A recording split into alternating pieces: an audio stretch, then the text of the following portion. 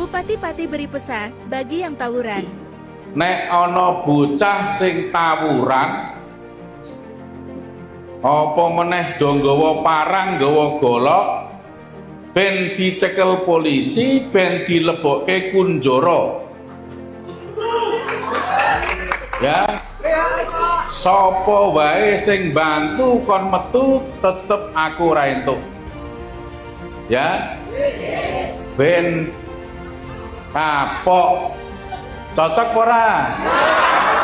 Mulane anake sampean, putune sampean kandhani aja padha nakal. Ya, aja padha nakal. Pokoke kapan ana bocah sing nakal, sing tawuran ning gone dangdut, ning gone sunatan ning ngendi wae tawuran, polisi tak minta untuk menangkap.